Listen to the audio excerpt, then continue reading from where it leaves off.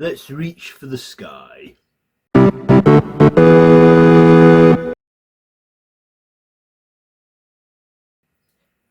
Why, hello there YouTube and welcome to a random review. I am Random Ross, and from the intro I guess you know now, I am reviewing Toy Story 5.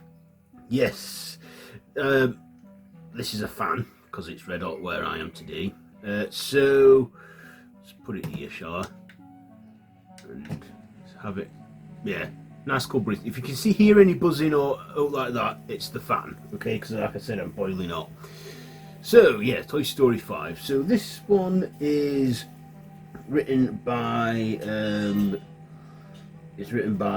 Stanton and Kenna Harris, and directed by Andrew Stanton. And of course, it stars Joan Cusack, Tom Hanks, Tim Allen, Conan O'Brien, Scarlett Spears, Greta Lee, Shelby Rabara, Michelle Harris, and Craig Robinson. So this is the fifth film, and it's set 2 years after the events of Toy Story 4.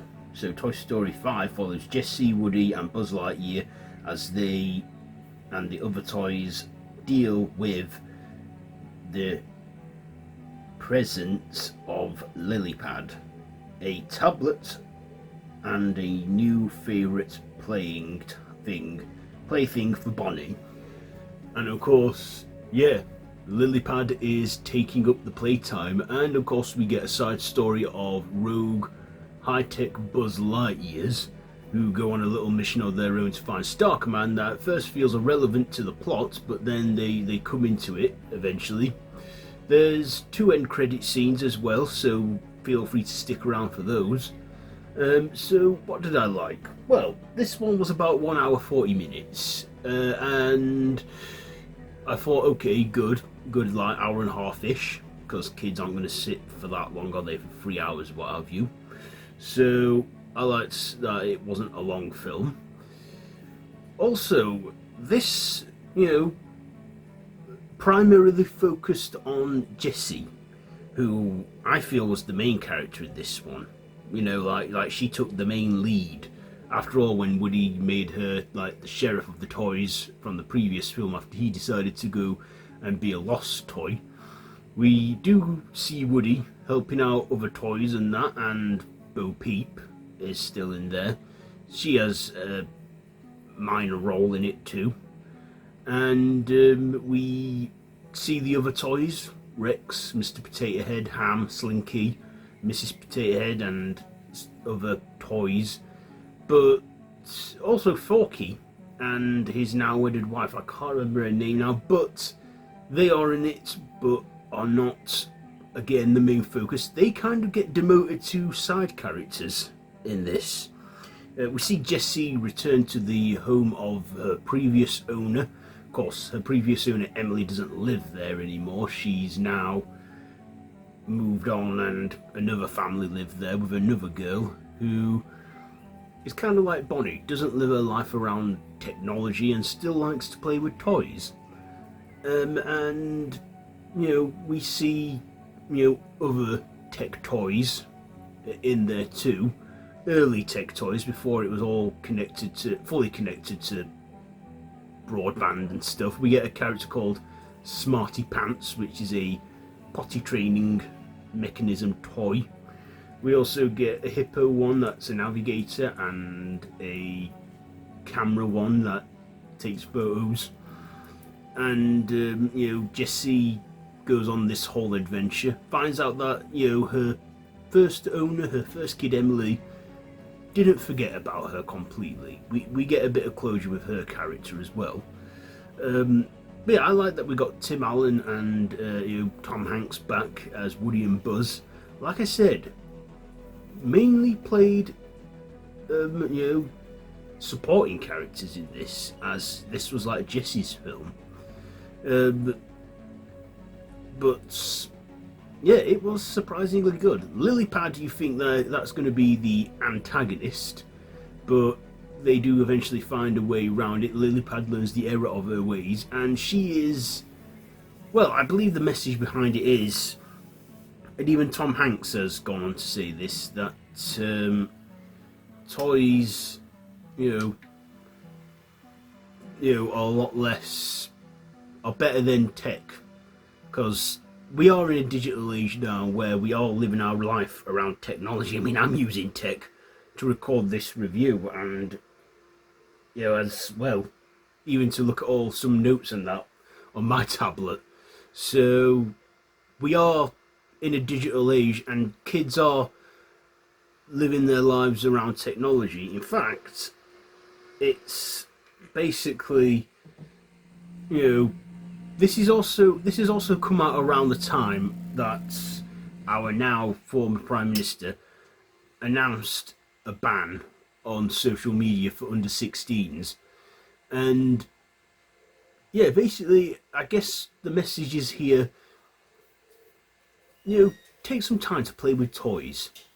Take a break from tech, take a break from your screen time, and just have a play with some toys for a while, and because as a kid, I never lived my life around tech, because it weren't as advanced as it is now. Like, internet wasn't what it was back then, and I remember playing with toys. I still have my Woody and Buzz toys somewhere in my loft, so I've still got them. And like I say, I guess, there's even a bit as the credits close, as it says, thanks for all the childhood memories, what have you. Yeah, I guess those that like we can still have our technology, but every now and then take a break from it. Don't live constantly on it and stuff, because that's what kids are addicted to today. Kids should play and interact socially, which we do see in this film. Kids all playing on their devices and not talking to one another in person, even when they're sat next to one another. I feel that was that message in there. I thought Joan Cusack did great taking the lead in this one, voicing Jessie. We get Bullseye as well in there too as a sidekick. But like I said, Woody and Buzz supporting leads in this, but they do have their own little side story adventure. And did we need a fifth film? I don't think we needed a fourth or a fifth film. I think the series ended perfectly with Toy Story 3. Toy Story 3 was a great conclusion to the original trilogy. It was emotional, it was sad yet happy, that's what it felt like. But the fourth one, I feel they made it as a cash grab, but still had its moments of goodness and emotional stuff. This fifth one, though, like I said, it had its fun moments. It had funny moments in there. It had a little cameo from Serg in the mid-credits. We get, like I say, an army of rogue Buzz Lightyears that wash up on an island when a cargo washes up on there, and they are high-tech Buzz Lightyear toys, and they, make their way to Star Command, as they believe.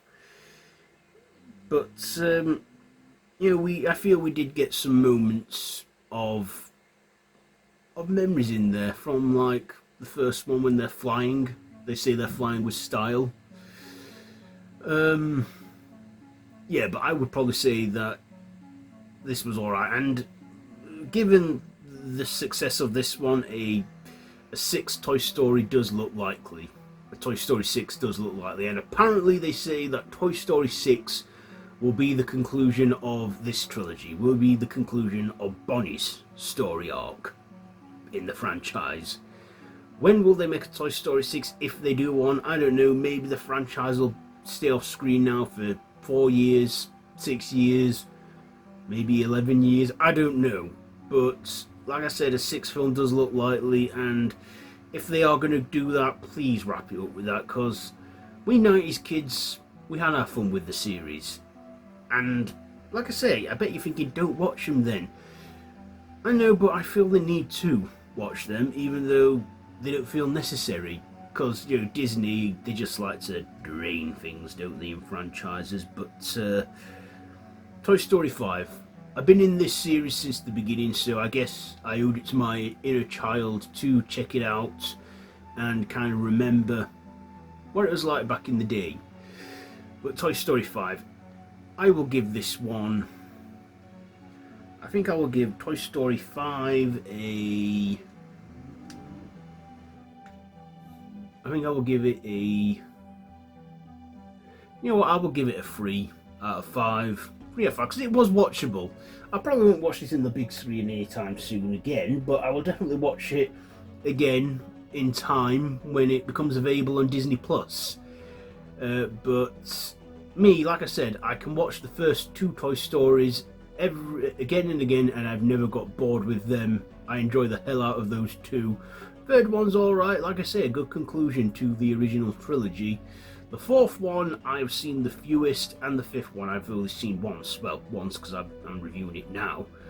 And I think Toy Story 4, I watched it for the 2nd time when I was prepping for this review, when I revisited it for the build up to it. But yeah, Toy Story 5, what did you think to it? Let me know down in the comments below. If you like this video, be sure to give it a big thumbs up and to share with your friends, and feel free to subscribe to the channel if you haven't already, and to hit that notification bell. I've been Random Ross, this has been a random review, and until next time I bid you all a goodbye.